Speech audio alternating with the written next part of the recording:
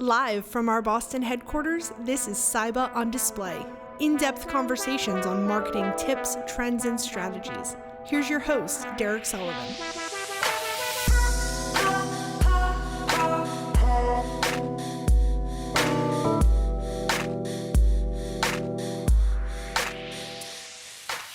Joining me today is Nancy Berger. Nancy is a digital marketing consultant for fashion and fashion lifestyle brands. Nancy, welcome to the show. Hi, thank you for having me. Of course. So how have you been adjusting to COVID? I'm assuming that you're working from home? I'm good. I live out in the Hamptons. I'm lucky that I live in a place that is pretty chill. I'm not locked in the city somewhere. So I'm having a nice little walk to the beach. Can't complain. And I've been working from home for 14 years, so it's not that different for me. Well, that sounds like a pretty good setup. So for our listeners who may not know what a digital marketing consultant does, can you give us a quick breakdown on your day-to-day and how you got into the fashion industry? It's interesting because I think I just had a natural attraction to clothes at a really young age. And my first job was working in a retail store. Several of your brands will probably know it. It's called Henry Lair. They've been around forever, high-end retail. And I just always had a true love for it. It's not what I didn't study it in college. I actually studied psychology and economics and ended up going into advertising right after college. And then so I've been doing this for 30 plus years. So it must have been like 1992. I was in San Francisco. I went to college near San Francisco. So I migrated back to New York, where I'm from, and I got my first job in fashion at Calvin Klein.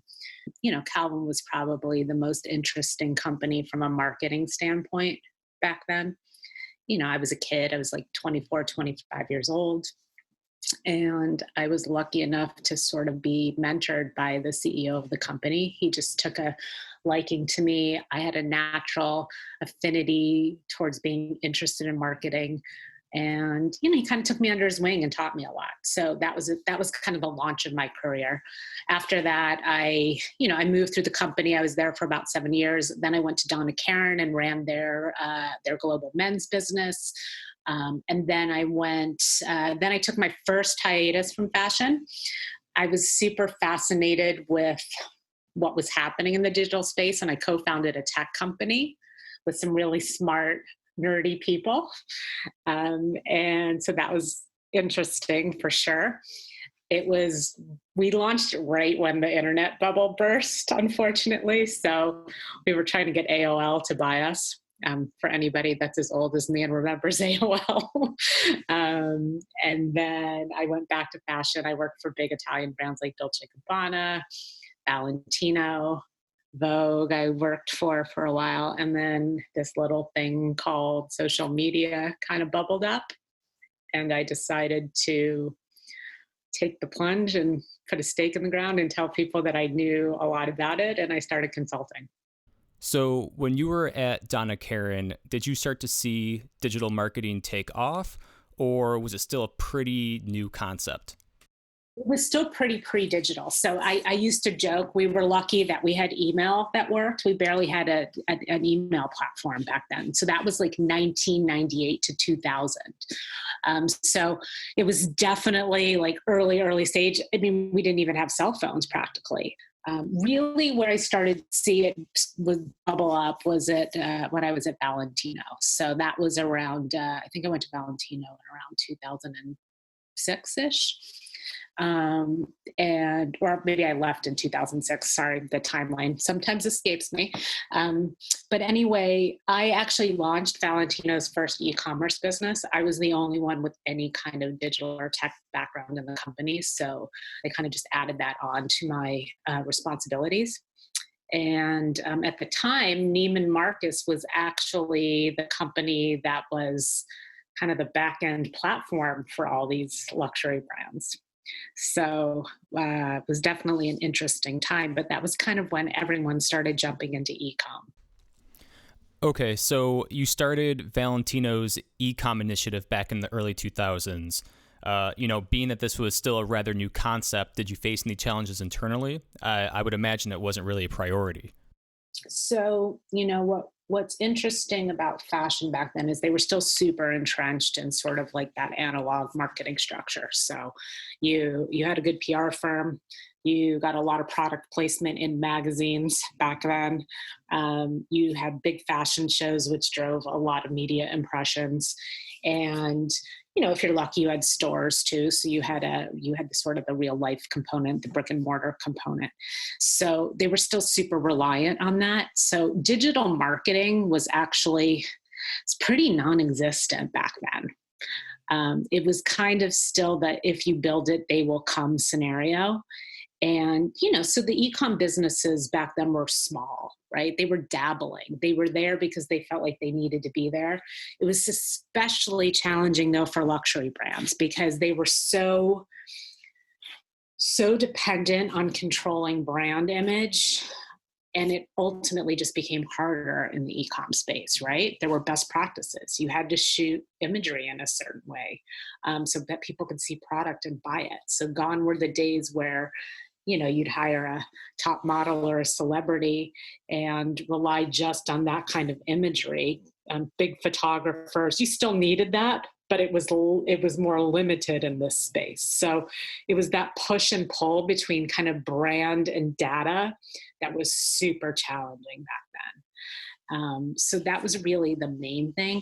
I mean, companies like Valentino, good for them that they got there early-ish, I say. They definitely weren't the leader, but they definitely understood the value of e-com, and we just didn't have a lot of tools back then. That was the main thing. There weren't a lot of traditional digital marketing tools. Right. So because it was so new, it really was by any means necessary. Yeah, I don't even think we were I can't even remember doing any search engine marketing back then. Okay, so fast forward, you leave Valentino. At this point, did you decide to be your own boss and get into consulting full time, or did you move on to another brand? I actually went to Vogue. So so as a marketer, I had this acute interest in learning a lot about different parts of the marketing world. And the one place I didn't have any experience was the magazine side, right? So that hardcore analog side.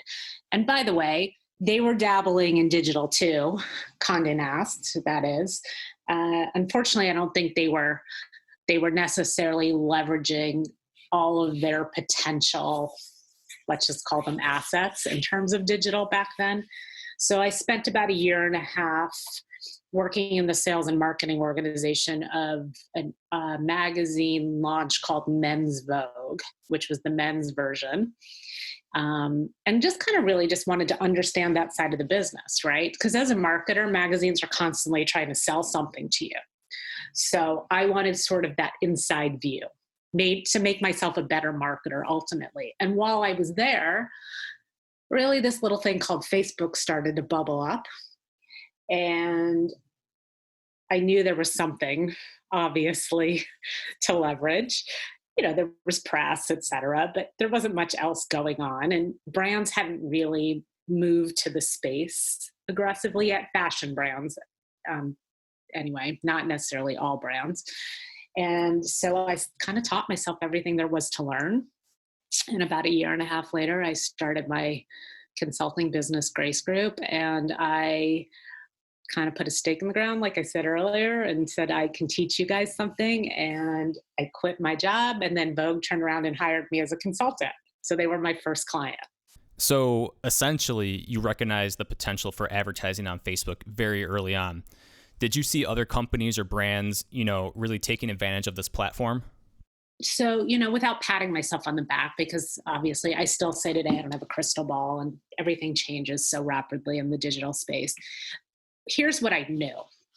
I knew there was a massive audience on the platform that could be leveraged. That was what I knew. I had no idea what that might look like from an advertising standpoint at that time. I just knew that's where people were spending their time. And if you're in the digital world, then you need to figure out how to leverage the channel. So that was number one. And number two, I think that with a company like Condé Nast that had, millions of subscribers across their various publishing entities, they were also sitting on audience that they potentially could leverage. So my first project for them, I was a little bit of a mad scientist, I guess. And my first project was I convinced them to launch their own social network. So here's the interesting thing. It was a really great idea at that moment. I don't think it would have survived the power of Facebook and Twitter and all the other things that came along the way. But at that moment, it was a really interesting way for them to create something where they could add a lot of value to their subscriber base. So I don't know how much you know about the magazine industry, but you get people to advertise, and one of the things they expect in return is you to serve up their subscribers to some degree, right? So it's called added value. So I saw it as a huge added value play. And we actually went down the road and we built something. And then at the last minute, they got cold feet and didn't launch it. So it was an amazing project. It was super interesting. It was, like I said, it was definitely completely from my crazy brain. And whatever, glad we went down the road. Maybe good that they never launched it. I think at the moment they should have. It would have been a huge press generator for them. And who knows? They already had such a huge installed base. Like maybe they would have been successful. But I mean, in theory, it seems like a great idea, right? To kind of create this brand specific social platform, to have, your entire audience engage in one place. Have you really seen anyone be able to pull this off? The answer is no, but I did get involved in a consulting project early on in my consulting career, whereby a company wanted to launch a social network that was fashion focused. For various reasons, it never happened. But because I think people really realized early on, we're going to struggle to compete against a Facebook, right? And you had to have the right idea, thus Twitter, Instagram. And I didn't really see anybody coming up with that right idea. Again, it was that sort of push and pull between brand and data that kept a lot of really smart people and really creative people from going down the path. Right. Well, on the flip side of that, rather than having this one-off social platform, brands are really starting to take advantage of Facebook and Instagram to, kind of create these little worlds where their customers can interact and engage with each other. Do you see any brands, really pulling this off exceptionally well? Absolutely. So not so much Facebook. Facebook in the beginning was the platform, and it's really more where you go interact with your friends and family, and it's an advertising platform, right? So you get served ads. Brands early on, they all launched, brand pages and things like that, and they did a lot with Facebook. It's not a place I recommend a ton of activity these days, other than paid advertising.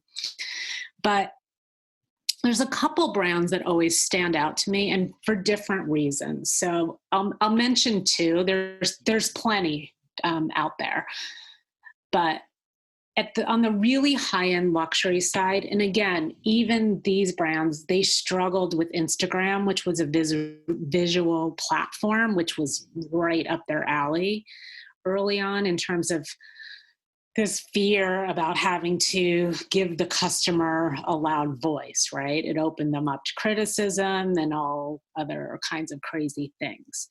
But obviously, from a fashion standpoint, it's emerged as probably the most important channel, Instagram, that is. And one of the brands I like to call out is Chloe. Heritage brand, been around forever, European brand, a real luxury mentality for sure.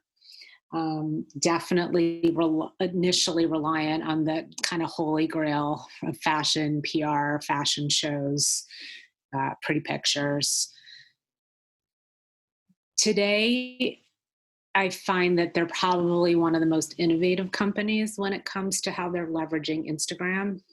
One main reason, they figured out early on that people want to interact with people, not brands. So what they've done is they've created a lot of, let's just call it interesting programming, engaging programming that allows their audience to not only learn something, but interact with them. So a few of the things that they've done, mostly with stories, by the way. So stories has definitely added this amazing element for luxury brands. They've done a few things. So one of them is called Chloe Club, which I love. And they started doing live musical performances on IGTV. So you can literally go and listen to a great brand and interact while it's happening. Band, sorry.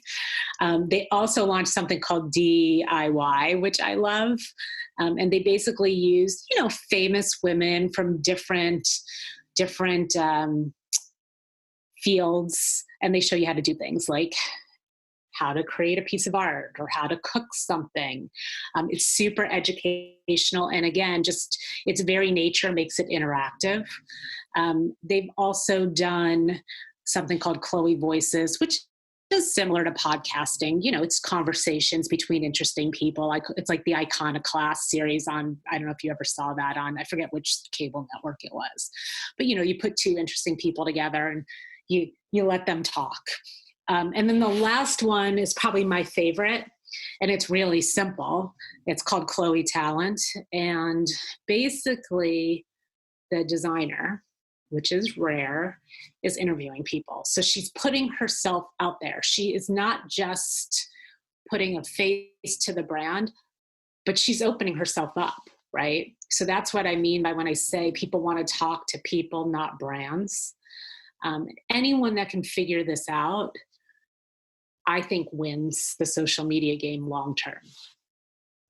Another company that's doing pretty amazing things is Gucci. So I don't know if you've heard about it, but they started something called the TikTok Model Challenge. And by the way, TikTok's challenging for a luxury brand in many ways too. So it's called the TikTok Model Challenge. And basically people create looks that they think look like Gucci from stuff that's already in their closet. And then the sort of that sound overlay is telling them how to do it. And it pretty much has taken TikTok by storm. And it puts Gucci at the forefront of the younger generation. It's one of the most popular TikTok challenges out there. And then the other things that they did too that were super viral is they created filters, where you would wear, the filter would like put some kind of Gucci something on your body, which went completely viral. That was on Instagram. And then companies like Valentino did it too. So that kind of stuff works really, really well for a luxury brand because they still have some degree of control. So it's pretty interesting. I think a lot of times companies are protective of their brand identity, and that's very apparent if you look at the content they produce. They don't want to take risks because it might disrupt an image they've taken decades to curate. And on the other side of that, I think this gives some newer brands like Chloe a competitive advantage. They seem to be a lot more loose with the content that they produce. Even Chloe, like my only criticism is that their content's still heavily produced, right? But they're doing things at least that drive some degree of person-to-person engagement, right? There's many brands out there that do stuff like this really well, but they're not producing it as much in stories. So it's even more authentic, right? How about brands that let their entire staff be part of stories? You really get like this inside look. I challenge my clients all the time to constantly loosen up. That's what stories is for. You want to put pretty pictures on your feed? Go for it. No problem. but use stories as a way not just to tell your brand story, but to make people feel like they're part of it. That's the key for me always. Authenticity is overused, right? Everyone thinks they're authentic. True authenticity is being human. Yeah, especially with stories. I mean, what's the risk, right? They're fun, easy to use, they last 24 hours. If you have good engagement, you can highlight it. I'm surprised you don't see more brands really taking advantage of it. The luxury guys are still, like I said, they're still high production value. Maybe they don't need as much. It's one of the number one low, cost effective things I recommend to people, especially younger brands that don't have big budgets. If you can figure out how to leverage stories, though I'm gonna take a little shift there because I don't necessarily really believe in building huge followerships anymore. But if you can figure out how to get people to your feed and have stories that are compelling, I think it helps you ultimately communicate your brand properly. Right. So last decade, a social growth campaign heavily relied on likes and follows. Are these metrics no longer priorities in growth? Yeah, so it depends on the brand budget. Okay, so brands that have really deep pockets and have huge budgets, I definitely think they can spend money on growing audience. But my core client base tends to be smaller. Let's just say under $20 million. Marketing budgets are usually, pretty scarce in a lot of these companies. Some of them don't even have marketing departments. They kind of act as like their outsourced CMO, and I do everything, or let's just say their outsourced marketing department. And so really where I think younger brands or brands that are, just have financial limitations, the number one thing I recommend is that they're advertising on social media. So it's the easiest way to drive conversion right now, which should be their number one goal, right? They need to build their e-com businesses. And you organically, by doing that, will grow your audience. But the bottom line is Facebook, Instagram, they're advertising platforms today. They really are. That's what they've morphed into. Anyone who's not spending money on them is completely missing out on a really important channel. And like I said, you don't need a big audience for people to see your stories. If you're advertising, it's creating brand awareness. They're probably going and looking at your Instagram feed anyway. And so if you have a big budget, sure, spend some extra money on growing. But the truth is there's so much waste in that sort of big number. Most of those people will never spend a penny on your website. So I'm more interested in finding people that actually want to come shop than people that just want to follow. For newer brands, trying to find their audience is a very difficult and sometimes expensive early step. I constantly see these young brands wasting budget advertising to the wrong audience. How do you, and this may be a complex question, how do you recommend brands really utilize their advertising dollars on social ads to find the correct audience? I'll try to simplify it as much as possible because that is a complicated question, right? I think a couple things. So again, it's going to depend on the brand's size, how much volume they have, how long they've been in business, how much just sort of organic awareness they have as a brand. One of my clients has a lot of organic awareness. And so I'll talk about them, even though they're a small company with not very big budgets. But what we really rely on with them is we have we hit every part of the funnel. So you want to have a top of the funnel or prospecting strategy. You want to push people down to the middle of the funnel and hope they start to engage with you. And then you want to convert them, right? So all campaigns are broken into those three parts. Then we really, really leverage the fact that we have a nice size Instagram following and email list. And we primarily run lookalike audiences. So it's way more complicated than that, obviously. But that's kind of the core tactic, right? And you can set up multiple lookalikes, off of completely different segments of your business. Stack them, layer them, any way you want, any way you want to describe it. And that's getting more in the weeds, but that's the main thing. It's really hard for brands that are just starting out because digital is expensive. It just is. So that top of funnel is expensive. So you're lucky if you can get like a 2 ROAS top of funnel. And for anyone out there that isn't that savvy, that might be new to this, ROAS is return on ad spend. And so with someone that's just starting out, I urge them to try to find 2,500 minimum a month. 5,000 is optimal. And then to really test the hell out of what they're doing. So A/B testing is so important. Testing creative, testing different audiences. If we can't create lookalikes, then we really have to think about critically what that audience should be. Testing broad versus not broad. It's not, there's no, I wish there was a silver bullet, but there never is. Right. It's very much trial and error. It is. You have to, here's the beauty of the digital space. You can try a million things, right? And you get data back. So, and then data, you fine tune, and then you get more data back. And that's what I love about it. It's really hard to make a mistake, like you said earlier.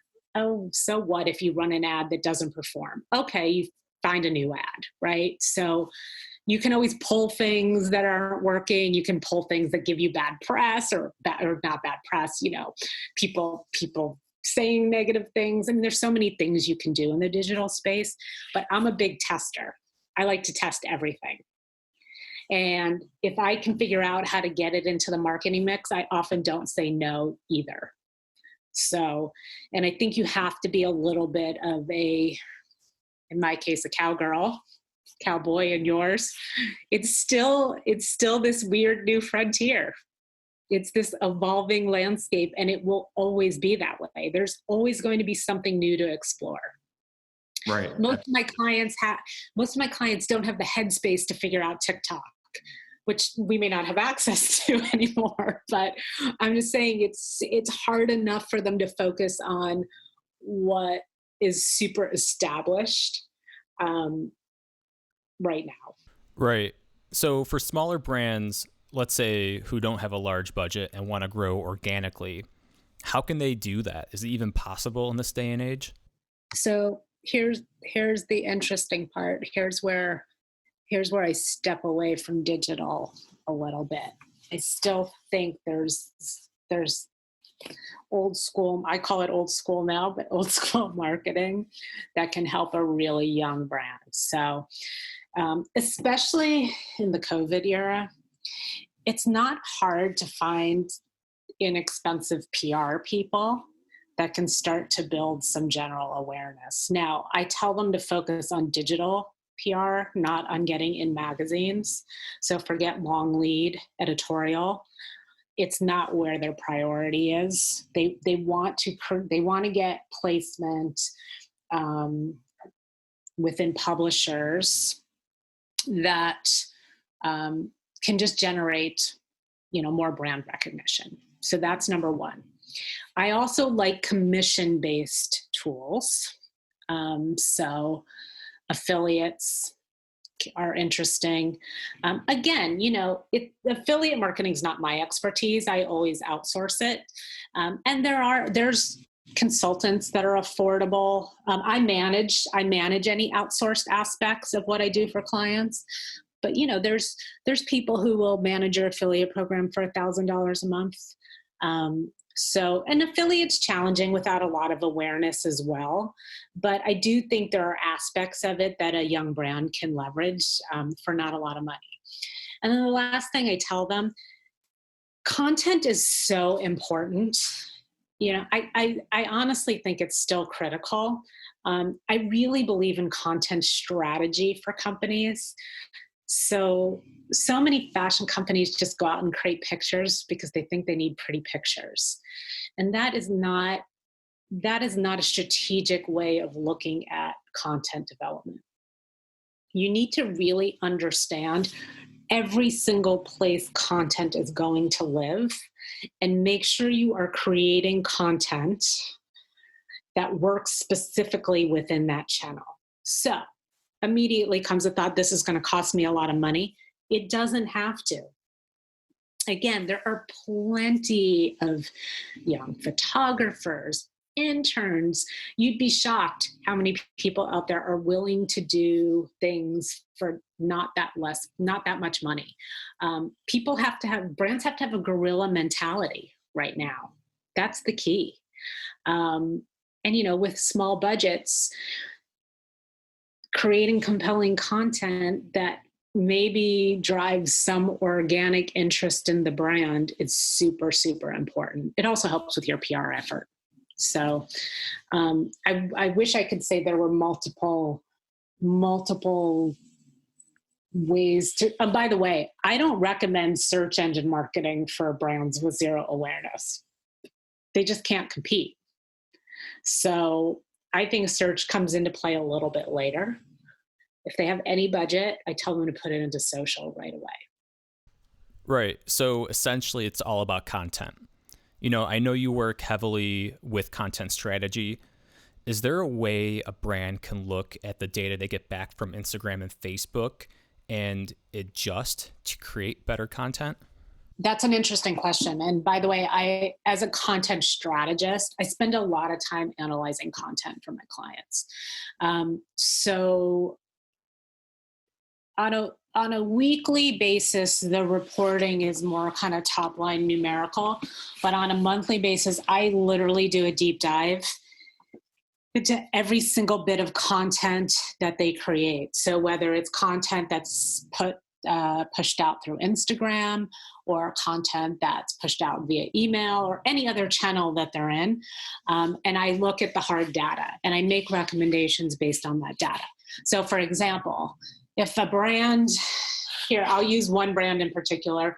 I won't get into too much data with them, but one of my clients is a well-known men's denim brand, and they've been around since 2002. Back in the day, had a huge kind of just more mass following. Now they've really become much more of an urban brand. And really early on, with a lot of testing, when I took over their business 3 years ago, I found out that their customer doesn't want to see a face of a model. It's a men's business in a post. They don't want to see other guys. Now, that doesn't mean that you don't put the clothes on a model.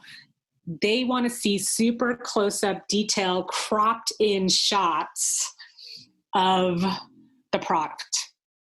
That's what drives engagement. And especially if it's a really cool pair of jeans. So what I did immediately was I switched the way we shoot content.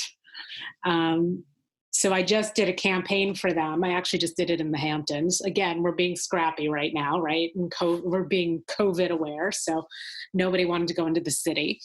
And really, almost every image is some cropped in shot. I'm not even going to have to crop these images. It's just the way we're shooting it. It works better in email. And it's just this particular brand.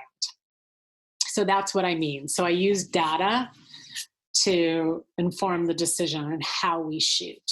And that's what companies need to do. And to simplify that, the data that you analyze, are you looking at the best performing posts, like the close-up shots of denim, and then saying, okay, this is what we need to start focusing our content on? Right. It's a deeper dive than that for sure. I mean, right now on a monthly basis, I analyze every single social media post, every single email from, in multiple ways, but content is one of them.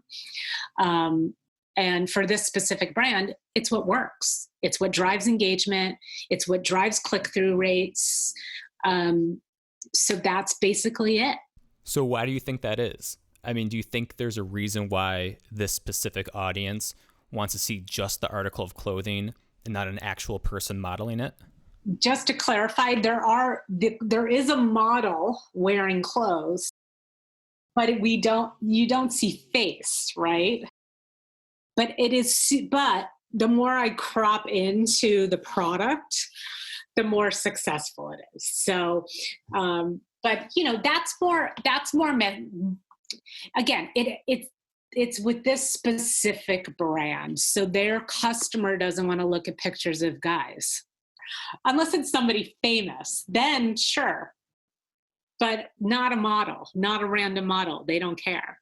Now, it's interesting, are more likely to engage with a picture where you see some face potentially, but it also can turn them off as well. So if you don't like the face, or the face, you don't relate to the face in some way, it can impact your overall view of the brand. So it's this very slippery slope. I think with newer brands, they spend all this time creating their image and guidelines, and it starts to become very rigid, when in fact, data should play just as large of a role in the actual content that gets produced. That's what we've done with you guys too, right? We're constantly looking at the creative we're running and making sure that it's performing. We've tested, we've gone through a few iterations. I think for one of the brand's videos performed really well for us. Here's what's interesting about video, which is maybe not the norm, but video doesn't work that well for either one of my brands. Right. Why do you think that is? Well, a few things. Like, I think videos maybe the one place, forget stories for a minute. I'm talking about more produced video. Video is the one place where if you're going to shoot video that's editorial in nature, it has to have high production value. So that's one aspect of it. But in general, it's just been disappointing. It hasn't worked that well in social. It hasn't, not stories necessarily, but just in the feed. It's nice on websites for sure. There's definitely a little bit of engagement there. It hasn't worked as any paid media either. So this just kind of goes back to that idea that you have to do certain things as a brand. That's not necessarily true. So that's why I'm going to go back and say it over and over. Test. Don't spend money on things unless you know for sure you're going to see some ROI on it. So for a brand that's, budget constrained, don't even think about video. I know there's all this press about how it increases engagement. It's not necessarily the case. And it's the kind of thing where you need to iterate and iterate and iterate until you get it right. Big brands can do that because they have big budgets and they're used to spending their money that way. I think that's such an advantage, really. I mean, you can try different ads, A/B test, turn things on and off, really see what works best for your brand. I always run multiple forms of creative in more established paid media campaigns, carousels, single image dynamic. There's so many different things you can test and try. And then if it's not working, turn it off. Right. It really couldn't be more simple. I mean, the power of digital advertising is in your hands, and it's become more and more accessible. It's funny because when COVID happened, I recommended to both of my brands who were, they had decent budgets, but, nothing great. They weren't really diversified enough from a channel standpoint. And I'm talking about the brands that I also work with you guys on.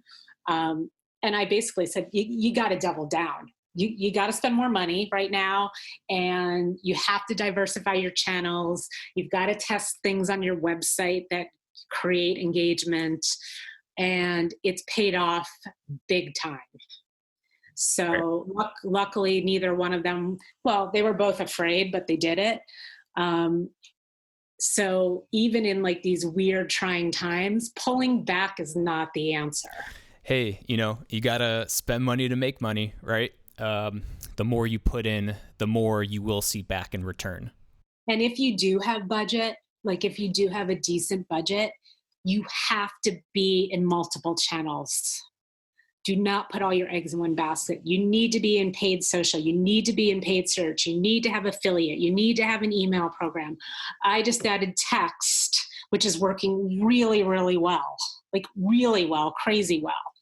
And then tools like Cybba, right? So it's helping people not leave your site. Those things are crazy important. I'm adding customer service chat to some of my clients right now to try to mitigate returns.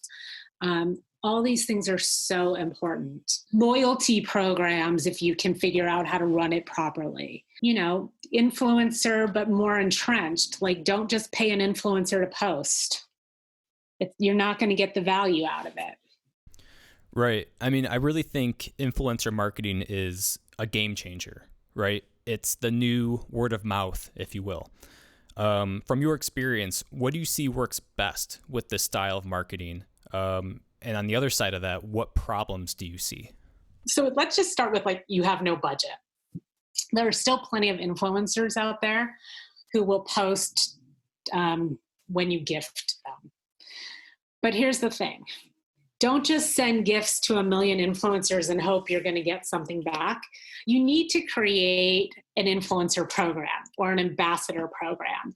You need to set up a contract with each influencer. If I gift you X, you're going to do X.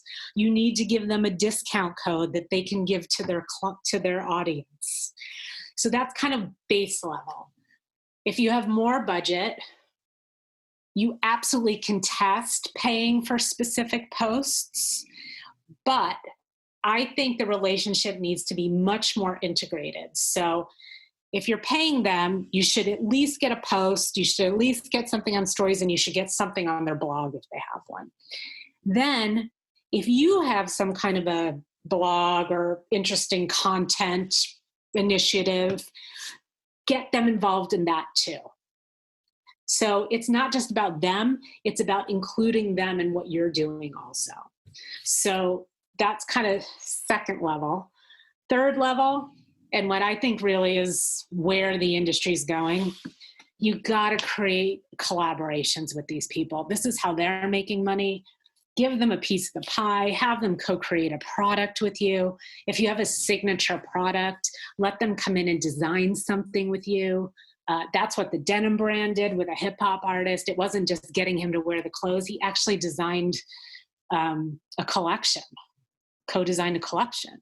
And it was huge from just a customer acquisition standpoint. I think in a week, I think the Instagram following grew by 10,000 people, it's not huge, but it was the right people. Which is the most important part, right? It's finding that audience that will actually become loyal customers. It was just it was real, it was family, it was this whole thing, and it just created a ton of buzz and energy. And that's the kind of stuff that I'm talking about. Don't just go, here's $500, Susie. You got to really think about, because you're not going to get much out of that. You're just not. So create relationships, create partnerships. If you're a small company, focus on micro influencers, nano influencers.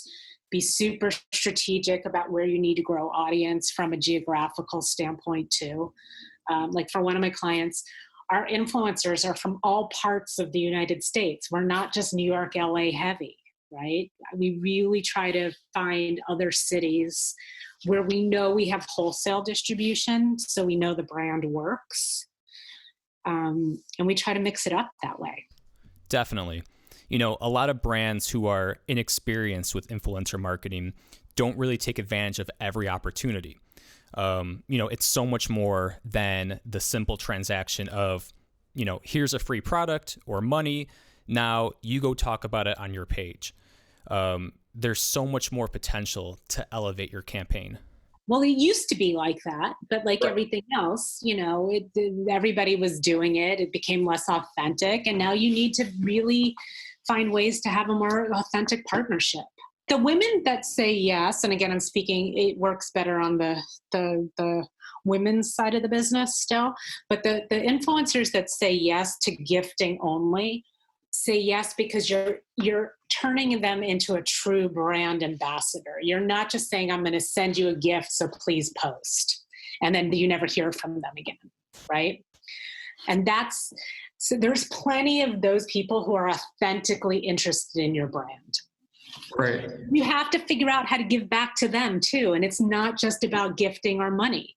Help them build their audience, make them more, Insta famous. Going back to what we were talking about earlier with Chloe, they see the success by adding a real human element to their content, and taking full advantage of influencer marketing only adds to that. Showing real people advocating for your product instead of constantly making it about you and your brand, it really goes a long way.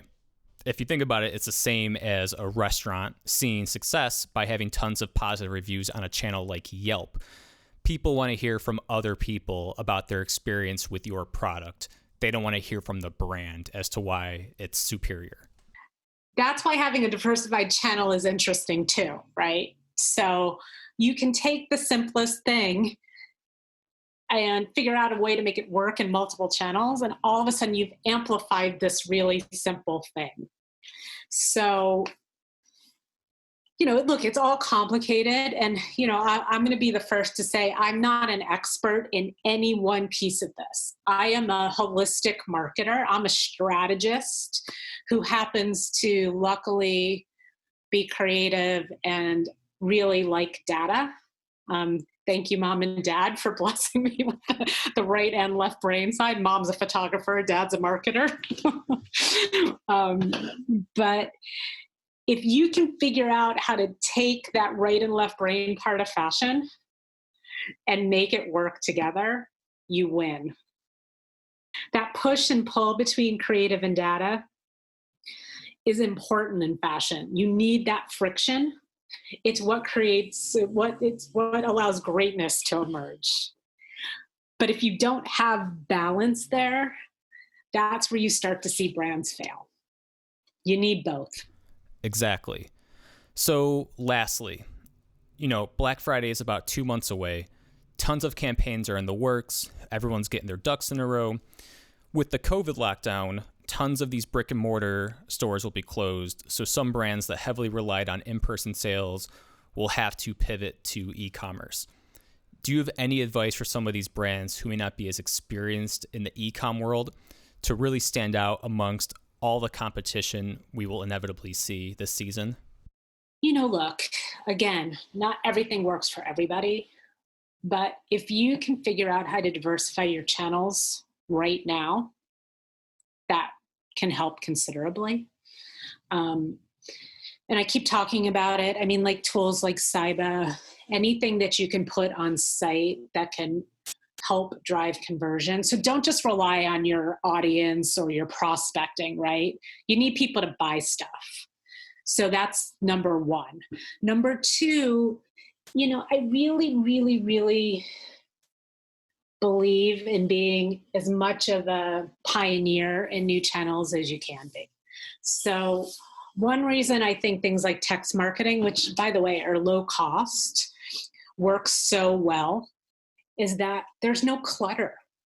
The hardest thing to do, even in heavy sale periods in the year, is to break through the marketing clutter in the digital space. That's the number one thing. And if you can jump into channels where your competition may not be yet, or where, let's just face it, the audience is, everyone's on their cell phone. Email is saturated. I don't know about you, Derek, but some days I'm so busy, I just delete my promotions box without even looking at it. I just don't have time to go through it. But if I get a text, I always see it. Always. So if you can figure out how to launch some easy to launch platforms like a Cybba, like a text marketing, honestly, even chat-based customer service, you can help customers to not walk away from their carts. Right. And like you said, there's so much competition from an advertising standpoint this time period. That's why the things you do when you get them to come to you are so, so critical. Web exclusives. Oh my God, I love web exclusives, especially this time of year. Launching sales to a private audience to start. So go early. Give your email subscribers, your text subscribers, give those people access to stuff first before everything sells out, builds loyalty. If you didn't really double down on digital throughout this whole crazy COVID experience, you made a mistake. Because the reality is brick and mortar will always be there to some degree. It's not going away completely. It's important from an experiential standpoint and from just a brand extension, being able to it's a touch and feel industry. It just is. But if you can reach more people, make the shopping experience online easy and seamless, and stop people from leaving before they buy something, you win. Great. Nancy, it was a pleasure as always. Thanks again so much for your time today. Thanks, Derek. For more episodes, including our webinar replays, please visit our Spotify and Apple Music pages. Thanks.